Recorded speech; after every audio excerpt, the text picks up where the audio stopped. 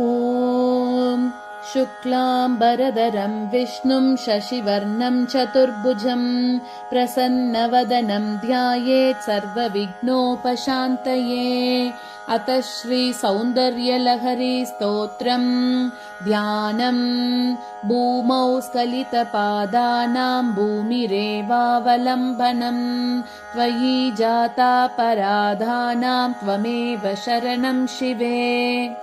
शिवशक्त्या युक्तो यदि भवति शक्तः प्रभवितुम् न चेदेवं देवो न खलु कुशलस्पन्दितुमपि। अतस्त्वामाराध्यां हरिहरविरिञ्चादिभिरपि प्रणन्तुं स्तोतुं वा कथमकृतपुण्यः प्रभवति। तनीयां सम्पांसुं तव चरणपङ्केरुहभवम् विरिञ्चिः सञ्चिन्वन् विरचयति लोकानविकलम्। वहत्येनं शौरिः कथमपि सहस्रेण शिरसाम् हरः संक्षोध्यैनं भजति बसितोद्धूलनविधिम्। अविद्यानामन्त स्तिमिरमिहिरद्वीपनगरी जडानां चैतन्य स्तबकमकरन्दश्रुतिजरी दरिद्राणां चिन्तामणि गुणनिका जन्मजलदौ निमग्नानां दंश्रा मुररिपुवराहस्य भवति। त्वदन्यः पाणिभ्याम् अभयवरदो दैवतगणः त्वमेकानैवासि प्रकटितवराभीत्यभिनया। भयात्रातुं धातुं फलमपि च वाञ्छासमधिकम् शरण्ये लोकानां तव हि चरणावेव निपुणौ। हरिस्त्वामाराध्य प्रणतजनसौभाग्यजननीं पुराणारी भूत्वा पुररिपुमपि क्षोभमनयत्। स्मरोऽपि त्वां नत्वा रतिनयनलेह्येन वपुषा मुनीनामभ्यन्तः प्रभवति हि मोहाय महताम्। धनुः पौष्पं मौर्वी मधुकरमयी पञ्चविशिखाः वसन्तः सामन्तः मलयमरुदायोधनरतः। तथाप्येकः सर्वं हिमगिरिसुते कामपि कृपाम् अपाङ्गाते लब्ध्वा जगदिदमणङ्गो विजयते। वनत्काञ्चीदामा करिकलभकुम्भस्तननता परीक्षीणा मध्ये परिणतशरच्चन्द्रवदना। धनुर्बाणान् पाशं सृणिमपि दधाना करतलैः पुरस्तादास्तां नः पुरमतितुराहो पुरुषिका। सुधा सिन्धोर्मध्ये सुरविटपि वाटी परिवृते मणिद्वीपे नीप उपवनवति चिन्तामणिगृहे। शिवाकारे मञ्चे परमशिवपर्यङ्कनिलयां भजन्ते त्वां धन्याः कतिचन चितानन्दलहरी। महीमूलाधारे कमपि मणिपूरे हुतवहम् स्थितं स्वादिष्टाने हृदि मरुतमाकाशमुपरि।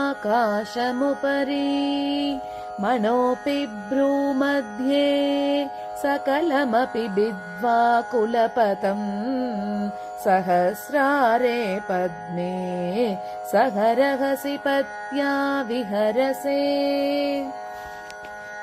सुधाधारासारैः चरणयुगलान्तर्विगलितैः प्रपञ्चं सिञ्चन्ति पुनरपि रसाम्नायमघसः अवाप्य स्वां भूमिं भुजगनिभमद्युश्च वलयम् स्वमात्मानं कृत्वा स्वपिशिकुलकुण्डे कुहरिणी चतुर्भिः श्रीकण्ठैः शिवयुवतिभिः पञ्चभिरपि प्रभिन्नाभिः शम्भोः नवभिरपि मूलप्रकृतिभिः चतुश्चत्वारिंशत् वसुदलकलाश्रत्रिवलय त्रिरेकाभिः सार्धम् तव चरणकोणाः परिणताः त्वदीयं सौन्दर्यं तुहिनगिरिकन्ये तुलयितुम् कवीन्द्राः कल्पन्ते कथमपि विरिञ्चि प्रहृदयः यदा लोकौत्सुक्यात् अमरललना यान्ति मनसा तपोभिर्दुष्प्रापम् अपि गिरिशसायुज्य पदवीम् नरं वर्षीयांसं नयनविरसं नर्मसुजडम् तवापाङ्कालोके पतितमनुधावन्ति शतशः गले त्वे निबन्धाः कुचकलसविस्रस्तसिचया हठादृट्यत्काञ्च्यः विगलितदुकूला युवतयः क्षितौ 150 विसमधिकपञ्चाशदुदके हुताशे द्वाषष्टिः चतुरधिकपञ्चाशदनिले दिवि 230 मनसि च 465 मयूकास्तेषामपि उपरि तव पादाम्बुजयुगम् शरज्योत्स्ना शुद्धां शशियुतजटाजूटमकुटां वरत्रासत्राण स्फटिकघटिका पुस्तककरां सकृण्णत्वा नत्वा गतमिव सतां सन्निदधते मधुक्षीरद्राक्षा मधुरिमधुरिणाः फणिदयः कवीन्द्राणां चेतः कमलवनबालातपरुचिन् भजन्ते ये सन्तः कतिचितरुणामेव भवतीं विरिञ्चि प्रेयस्याः तरुणतरशृङ्गारलहरी गभीराभिर्वाग्भिः विदधति सतां रञ्जनममी कवित्रीभिर्वाचां शशिमणिशिला भङ्गरुचिभिः वशिन्याद्याभित्वां सहजननि सञ्चिन्तयति यः सकर्ता काव्यानां भवति महतां भङ्गिरुचिभिः वचोभिर्वाग्देवी वदनकमला मोदमधुरैः अनुच्चायाभिस्ते तरुणतरणे श्रीसरणिभिः दिवं सर्वामूर्वीम् अरुणिमणिमग्नां स्मरति यः भवन्त्यस्यत्रस्य वनहरिणशालीननयनाः सहोर्वश्यावश्याः कति कति न गीर्वाणगणिकाः मुखं बिन्दुं कृत्वा कुचयुगमदस्तस्य तददः हरार्धं ध्यायेद्यः हरमहिषिते मन्मथकलाम् ससद्यः संक्षोभम् नयति वनिता इत्यतिलघु त्रिलोकीमप्याशु भ्रमयति रवीन्दुस्तनयुगाम् किरन्तीमङ्गेभ्यः किरणनिकुरुम्बामृतरसम् हृतित्वामादत्ते हिमकरशिलामूर्तिमिव यः ससर्पाणां दर्पम् शमयति शकुन्तादिप इव ज्वरप्लुश्चान्द्रिश्च सुकयति सुधाधारसिरया तटिल्लेखातन्वीं तपनशशिवैश्वानरमयीं निषन्नां शन्नामपि उपरि कमलानां तव कलां महापद्माटव्यां मृदितमलमायेन मनसा महान्तः पश्यन्तः ददति परमानन्दलहरीम् भवानि त्वं दासे मयि वितरदृश्चिं सकरुणाम् इति स्तोतुं वाञ्छन् कथयति भवानी त्वमिति यः तदैव त्वं तस्मै दिशसि निज सायुज्य पदवीं मुकुन्द ब्रह्मेन्द्र स्फुटमकुटनीराजितपदाम् त्वया हृत्वा वामं वपुरपरितृप्तेन मनसा शरीरार्धं शम्भोः अपरमपि शङ्के हृतमभूत् यदेतत्त्वद्रूपं सकलमरुणाभं त्रिनयनम् कुचाभ्यामानम्रम् कुटिलशशिचूडालमकुटम् जगत्सूते धाता हरिरवति रुद्रः क्षपयते तिरस्कुर्वन्नेतत् स्वमपि वपुरीश स्थिरयति सदा पूर्वः सर्वं ददितमनुगृह्णाति च शिवः तवाज्ञामालम्ब्य क्षणचलितयो भ्रूलतिकयोः त्रयाणां देवानां त्रिगुणजनितानां तव शिवे भवेत् पूजा तव चरणयोर्या विरचिताम् तथा हि त्वत्पाद उद्वहनमणिपीठस्य निकटे स्थिता येते शश्वन् मुकुलितकरोतं समकुटाः विरिञ्चिः पञ्चत्वं व्रजति हरिराप्नोति विरतिम् विनाशं कीनाशः भजति धनधो याति निधनम् वितन्त्री माहेन्द्री विततिरपि सम्मीलितदृशा महासंहारेऽस्मिन्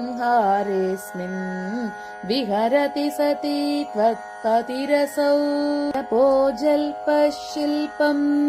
सकलमपि मुद्रा विरचना गतिः प्रादक्षिण्य क्रमणमशनाद्याहुतिविधिः प्रणामः संवेशः सुखमखिलमात्मार्पणदृशा सपर्यापर्यायः तव भवतु यन्मे विलसितम् सुधामप्यास्वाद्य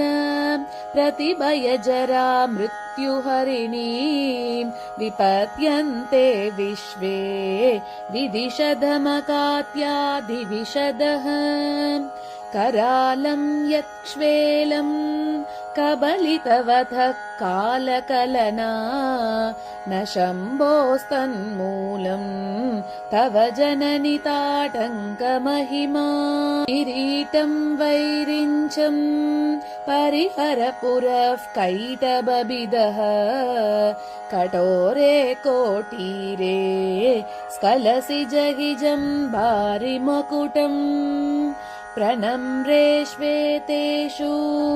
प्रसवमुपयातस्य भवनम् भवस्याभ्युत्थाने तव परिजनोक्तिर्विजयते अतेहोद्भूताभिः गृणिभिरनिमाद्याभिरभितः निषेव्ये नित्ये त्वाम् अहमिति सदा भावयति यः किमाश्चर्यं तस्य त्रिनयन समृतिं तृणयदः महासंवर्ताग्निः विरचयति नीराजनविधिम् तुश्चस्यातन्त्रैः सकलमतिसन्धाय भुवनम् स्थितस्तत्तत्सिद्धि प्रसवपरतन्त्रैः पशुपतिः पुनस्त्वन्निर्बन्धात् अखिल पुरुषार्थैकघटना स्वतन्त्रं ते तन्त्रं क्षितितलमवातीतरदितम् शिवः शक्तिकामः क्षितिरतरविश्चितकिरणः स्मरोऽहंसश्चक्रः तदनु च परामारहरयः अमीहृल्लेखाभिः तिसृभिरवसानेषु घटिताः भजन्ते वर्णास्ते तव जननि नामावयवताम् स्मरं योनिं लक्ष्मीं त्रितयमिदमादौ तव मनोः निधायैके नित्ये निरवधि महाभोगरसिकाः भजन्ति त्वां चिन्तामणि गुणनिबद्धाक्षवलयाः शिवाग्नौ जुह्वन्तः सुरभिघृतधाराहुतिशतैः शरीरं त्वं शम्भोः शशिमिहिरवक्षोरुहयुगम् तवात्मानं मन्ये भगवति नवात्मानमनघम् अतः शेषशेषीति अयमुभयसाधारणतया स्थितः सम्बन्धो वां समरसपरानन्दपरयोः मनस्त्वं व्योमत्वं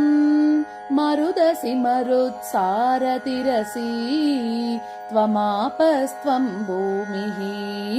त्वयि परिणतायां न हि परम् त्वमेवे स्वात्मानं परिणमयितुं विश्ववपुषा चितानन्दाकारं शिवयुवति भावेन बिभृशे तवाज्ञाचक्रस्तं तपनशशिकोटिद्युदिधरम्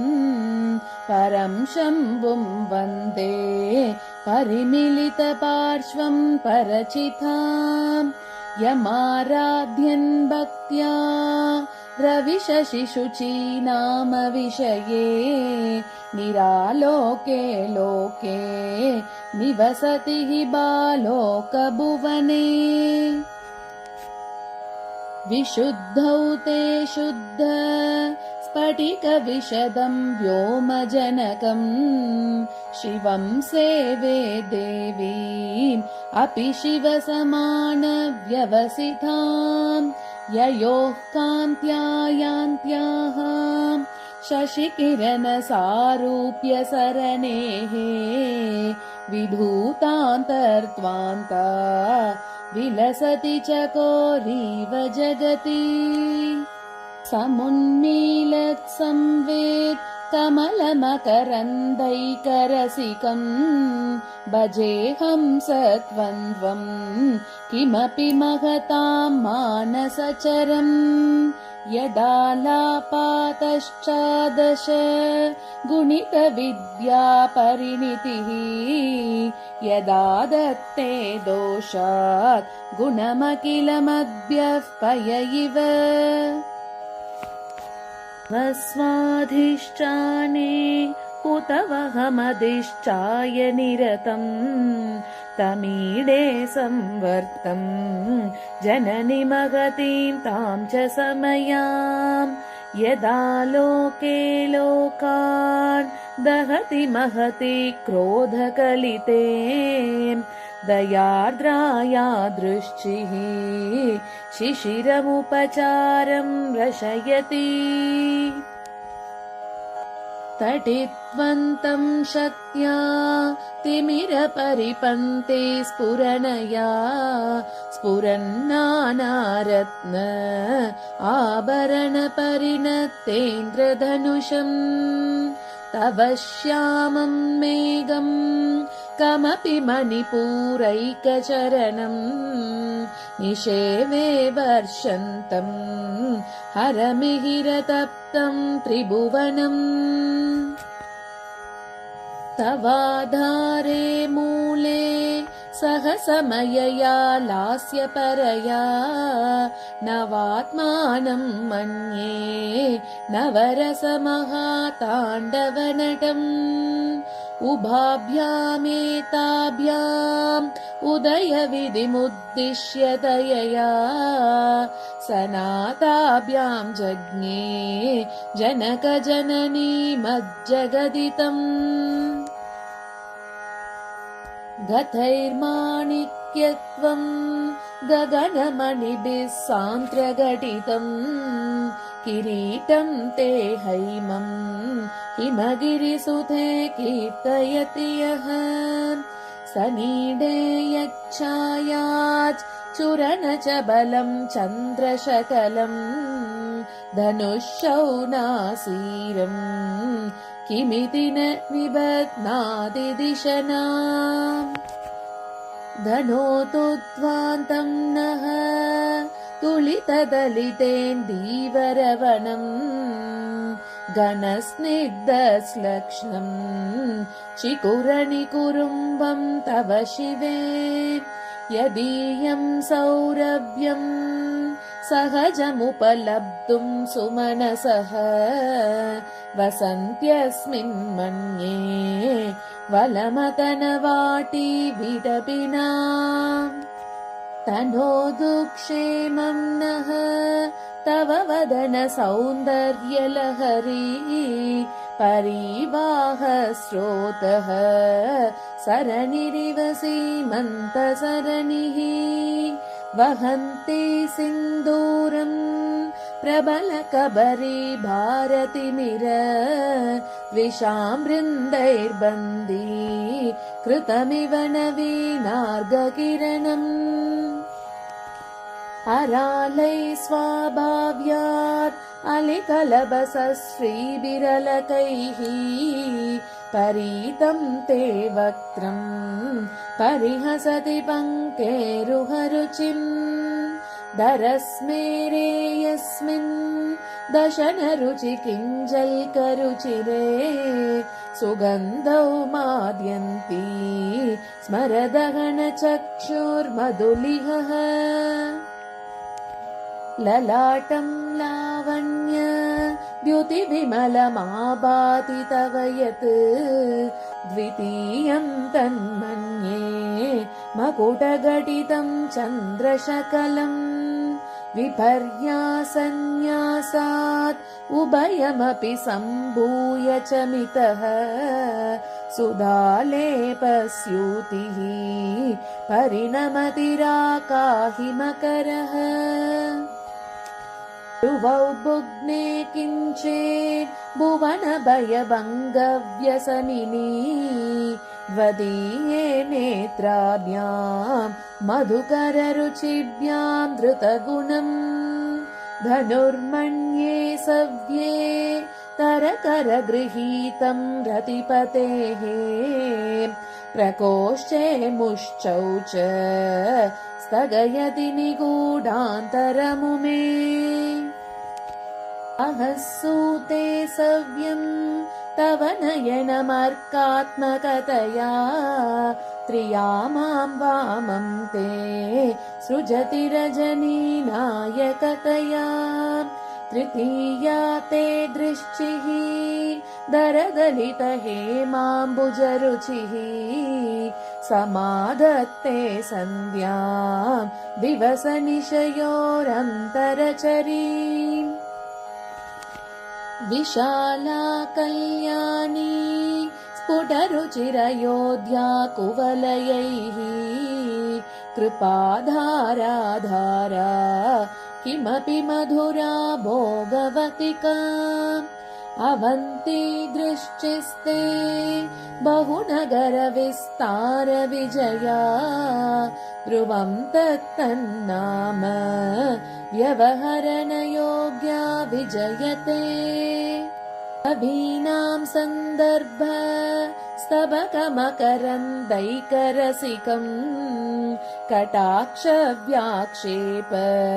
भ्रमरकलभौ कर्णयुगलम् अमुञ्चन्तौ दृष्ट्वा तव नवरसास्वादतरलौ असूया संसर्गात् अलिकनयनं किञ्चिदरुणम् शिवे शृङ्गाराध्रा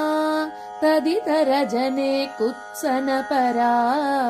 सरोषा गङ्गायां गिरिशचरिते विस्मयवती हराहिभ्यो भीता सरसिरुह सौभाग्यजननी सखीषु स्मेराते मयि जननि दृश्चिः सकरुणा कथे कर्णाभ्यर्णम् गरुड इव पक्ष्माणि ददति पुराम्बेतुश्चित्त रशमरसविद्रावणबले इमे नेत्रे गोत्रा दरपतिकुलोत्तं सकलिके तवाकर्णाकृश्च स्मरशरविलासं कलयतः विभक्तत्रैवर्ण्यम् यतिकरितलीलाञ्जनतया विभाति त्वन्नेत्र त्रितयमिदमीशानदयिते पुनःस्रष्टुं देवान् गृहिण हरिरुद्रानुपरतान् रजः सत्त्वं बिभ्रत तम इति गुणानां त्रयमिव पवित्रीकर्तुं नः पशुपतिपराधीनहृदये दयामित्रैर्नेत्रैः अरुणधवलश्यामरुचिभिः नतः शोनो गङ्गा तपनतनयेति ध्रुवममुम् त्रयाणां तीर्थानाम् उपनयसि सम्भेदमनगम् निमेषोन्मेषाभ्यां प्रलयमुदयं याति जगति तवेत्याहुः सन्तो धरणिधर राजन्यतनये त्वदुन्मेषाज्जातं जगति तमशेषं प्रलयतः परित्रातुं शङ्गे परिहृतनिमेषास्तव दृशः तवापर्णे कर्णे जपनयनपैशून्यचकिता निलीयन्ते तोये नियतमनिमेषाशपरिकाः इयं च श्रीर्भद्र शतपुटकवाटं कुवलयम् जहाति प्रत्यूषे निशि च विघटय्य प्रविशति दृशाद्रागीयस्या दरदलितनीलोत्पलरुचा दवीयां संदीनं स्नपय कृपया मामपि शिवे अनेनायं धन्यः भवति न च ते हानिरियता वने वा हर्म्ये वा समकरनिपातो हिमकरः अरालं ते पाली युगलमगराजन्यतनये न केशामाधत्ते कुसुमशरकोदण्डकुतुकम् तिरश्चीनो यत्र श्रवणपथमुल्लङ्घ्य विलसन् अपाङ्गव्यासङ्गो दिशति चरसन्धानदिशनाम् पुरद्गण्डाभोग प्रतिफलितताटङ्कयुगलम् चतुश्चक्रम् मन्ये तव मुखमिदं मन्मथरथम् यमारुह्य दृह्यति अवनिरतमर्केन्तु चरणम् महावीरो मारः प्रमथपतये सज्जितवते सरस्वत्या सूक्तिः अमृतलहरी कौशलहरिः पिबन्त्या सर्वाणि श्रवणचुलुकाभ्यामविरलम् चमत्कारश्लाघा चलितशिरसः कुण्डलगनो जनत्कारैस्तारैः प्रतिवचनमाचश्चैव ते असौ नासा वंशः तुहिनगिरिवंशध्वजपटी द्वितीयो नेदीयः फलतु फलमस्माकमुचितम् वहत्यन्तर्मुक्ताः शिशिरकरनिश्वासगलितम् समृद्ध्यायत्तासाम् बहिरपि समुक्तामणिधरः प्रकृत्या रत्याः तव सुदति दन्तच्च दरुचेः प्रवक्ष्ये सादृश्यम् जनयतु फलम् विद्रुमलता न बिम्बम् तद्बिम्ब प्रतिफलनरागातरुणितम् तुलामद्यारोढुम् कथमिव विलज्जेत कलया मितज्योत्स्नाजालम् तव वदन चन्द्रस्य पिबताम् चकोरानामासीत् अतिरसतया चञ्चुजडिमा अतस्ते शीतांशोः अमृतलहरीमाम्लरुचयः पिबन्ति स्वच्छन्दम् निशि निशि भृशम् काञ्चिगतिया अविश्रान्तम् पत्योर्गुणगणकथाम् रेडन जपा पुष्पच्छाया तव जननि जिह्वा जयति सा यदग्रासीनायाः स्फटिकदृशदच्छच्च विमयी सरस्वत्या मूर्तिः परिणमति माणिक्यवपुषा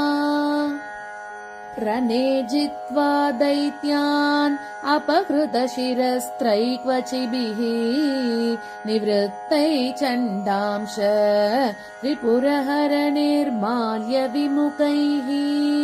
विशाक्तेन्द्रोपेन्द्रैः शशिविशदकर्पूरशकला विलीयन्ते मातः तव वदनताम्बूलकबला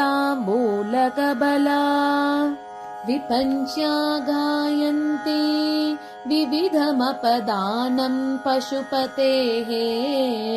द्वयारब्धे वक्तुम् चलितशिरसा साधुवचने दधीयैर्माधुर्यैः अपलपिततन्त्रीकलरवाम् निजाम् वीणाम् वाणी निचुलयति चोलेन निभृतम् कराग्रेण स्पृश्यम् तुहिनगिरिना वत्सलतया गिरीशेनोतस्तम् मुहुरदरबाणाकुलतया करग्राह्यं शम्भोः मुकुमुकुरवृन्तं गिरिसुते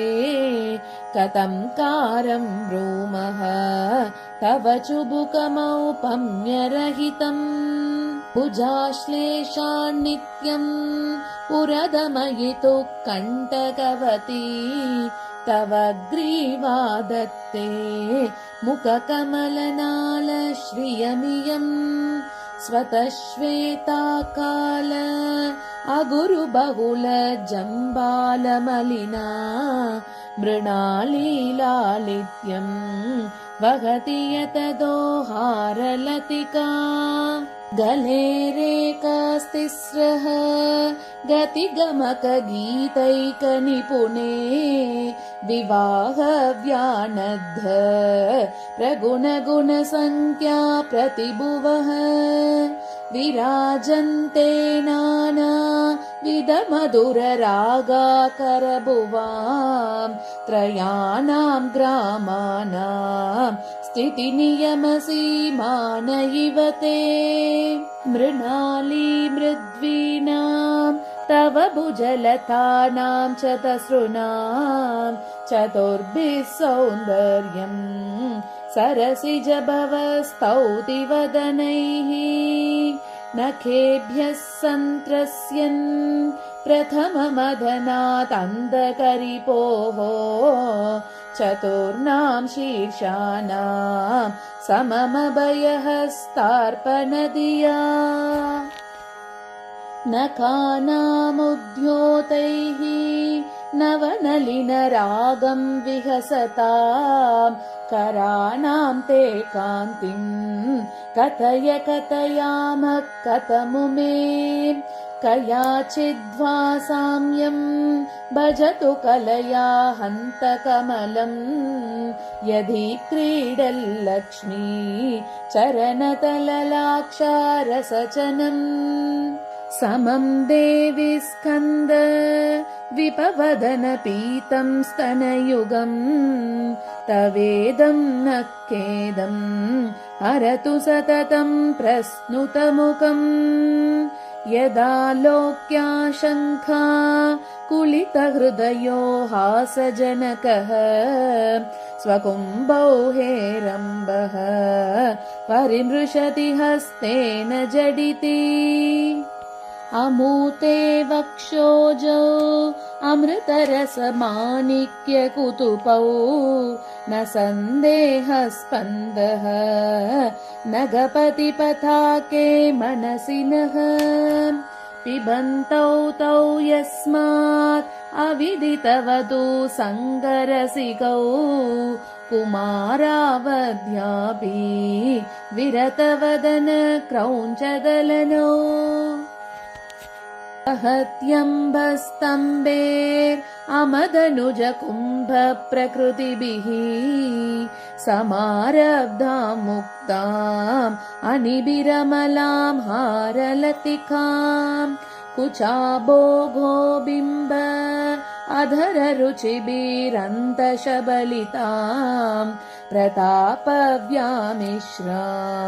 पुरधमयितुः कीर्तिमिवते तव स्तन्यं मन्ये धरणिधर कन्ये हृदयतः पयः पारावारः परिवहति सारस्वतमिव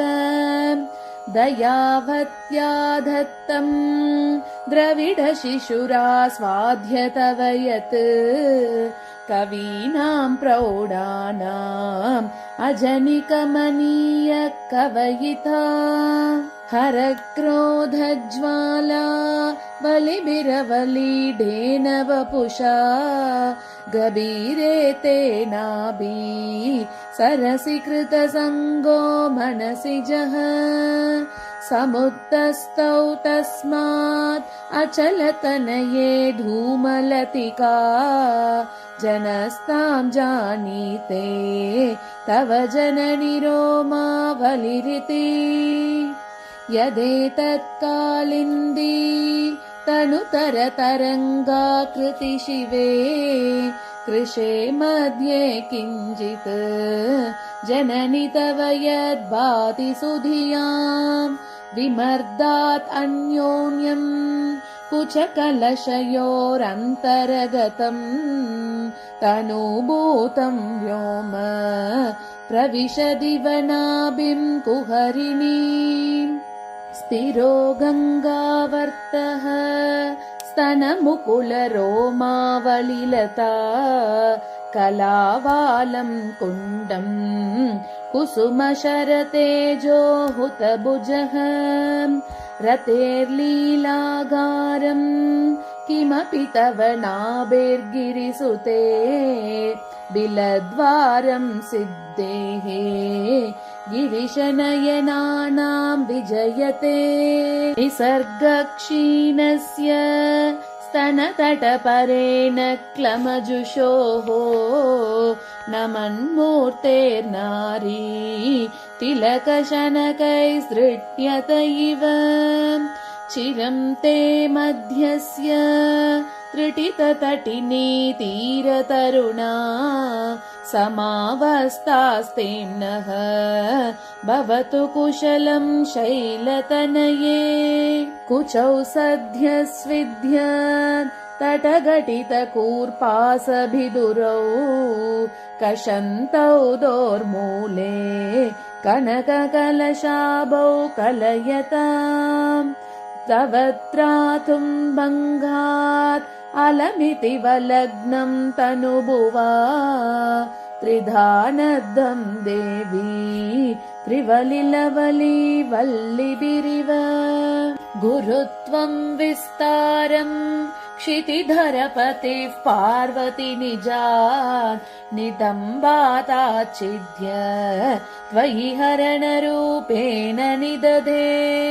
अतस्ते विस्तीर्णः गुरुरयमशेषाम् वसुमतीम् नितम्ब प्राग्भारः स्थगयति लघुत्वम् नयति च करीन्द्राणाम् शुण्डान् कनककदली काण्डपटलीम् उभाभ्यामूरुभ्याम् उभयमपि निर्जित्य भवति सुवृत्ताभ्याम् पत्युः प्रणति कठिनाभ्याम् गिरिसुते विधिज्ञे जानुभ्याम् विबुधकरिकुम्भद्वयमसि पराजेतुम् रुद्रम् द्विगुणशरगर्भौ गिरिसुते निषङ्गौ जङ्गेते विषमविशिखो बाढमकृत यदग्रे दृश्यन्ते दशशरपलाः पादयुगली नखाग्रच्छत्मानः सुरमकुटशानैकनिशिताः ऋतीनाम् मूर्धानः ददति तव यौ शेखरतया ममाप्येतौ मातः शिरसि दयया देहि चरणौ ययोः पाद्यम् पातः पशुपतिजटा जूटतटिनी ययोर्लाक्षा लक्ष्मीः अरुणहरिचूडामणिरुचिः नमो वाकम् ब्रूमः नयनरमणीयाय पदयोः तवास्मै द्वन्द्वाय स्फुटरुचिरसालक्तकवते असूयत्यत्यन्तम् यदभिहननाय स्पृहयते पशूनामीशानः प्रमदवनकङ्केलितरवे मृषा कृत्वा गोत्र स्खलनमत वैलक्ष्यनमितम् ललाटे भर्तारम् चरणकमले ताडयति ते चिराधन्तः शल्यम् दहनकृतमुन्मूलितवता तुलाकोटिक्वानैः किलिकिलितमीशानरिपुना हिमानी हन्तव्यम् हिमगिरिनिवासैकचतुरौ निशायां निद्राणाम् निशिचरमभागो न विशदौ वरं लक्ष्मीपात्रम् श्रियमतिसृजन्तौ समयिनाम् सरोजं त्वत्पादौ जननि जयतश्चित्रमिह किम् अधं ते कीर्तीनाम् प्रपदमपदं देवि विपदाम् कथं नीतं सद्भिः कठिनकमटिकर्परतुलाम् कथं वा बाहुभ्याम् उपयमनकाले पुरबिता यदादायन्यस्तम् दृशदि दयमानेन मनसा नखैर्नाकस्त्रीणाम् करकमलसङ्कोच शशिभिः तरूणाम् दिव्यानाम् हसत इव ते चण्डिचरणौ फलानि स्वसद्देभ्यः किसलयकराग्रेण ददताम् दरिद्रेभ्यो भद्राम् श्रियमनिशमह्नाय ददतौ तदाने दीनेभ्यः श्रियमनिशमाशानुसदृशीम् अमन्दं सौन्दर्य प्रकरमकरन्दं विकिरति तवास्मिन् मन्दार स्तबकसुभगे यातु चरणे निमज्जन्मज्जीवः करणचरण षट्चरणताम् पधन्यासक्रीडा परिचयमिवारब्धुमनसः स्खलन्तस्ते कीलम् भवनकलहं सा न जहति अतस्तेषां शिक्षां सुभगमणिमञ्जीररणितः चलादाचक्षाणां चरणकमलं चारुचरिते गतास्ते मञ्चत्वं द्रुहिण हरिरुद्रेश्वरभृतः शिव स्वच्छाया घटितकपट प्रच्छदपटः त्वदीयानां भासां प्रतिफलनरागारुणतया शरीरे शृङ्गारः रस इव दृशां दोग्धिकुतुकम् अरालाकेशेषु प्रकृतिसरला मन्दहसिते शिरीशाभाचित्ते दृशतु फलशोभा कुचतटे भृशं तन्वी मध्ये पृतुरुरसिजारोह विषये जगत्रातुं शम्भोः जयति करुणा काचिदरुणा कलङ्घः कस्तूरी रजनिकरबिम्बं जलमयम् कलाभिः कर्पूरैः मरकतकरण्डं निबिडितम् अतस्त्वद्भोगेन प्रतिदिनमिदं रिक्तकुहरम् विधिर्भूयो भूयः निबिडयति नूनं तव कृते पुरारातेरन्तः पुरमसि ततस्त्वच्चरणयोः सपर्यामर्यादा तरलकरणानामसुलभाम् तथा ह्येते नीताः शतमकमुखा सिद्धिमतुलाम् तव त्वारोपान्तः स्थितिभिरनिमाद्याभिरमराः कलत्रं वैधात्रं कति कति भजन्ते न कवयः श्रियो देव्या को वा न भवति पथिकैरपि धनैः महादेवं हित्वा तव सति सती नाम चरमे कुचाभ्यामासङ्गः कुरवकतरोरप्यसुलभः गिरामाहुर्देवी द्रुहिण गृहिणीमागमविदो हरेः पत्नीं पद्मां हरसहचरीमद्रितनयाम् तुरीया कापि त्वं दुरधिगमनिस्सीममहिमा महामाया विश्वं भ्रमयसि परब्रह्ममहिषी कदा काले मातः कथय कलितालक्तकरसं पिबेयं विद्यार्थी तव चरणनिर्नेजनजलम् प्रकृत्या मूकानाम् अपि च कविता कारणतया कदा दत्ते वाणी मुखकमलताम्बूलरसताम्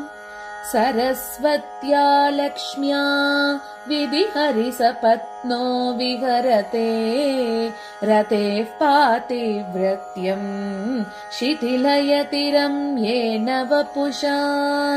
चिरं जीवन्नेव क्षपितपशुपाशव्यतिकरः परानन्दाभिज्ञम् रसयति रसं त्वद्भजनवान् प्रदीपज्वालाभिः दिवसकरनीराजनविधिः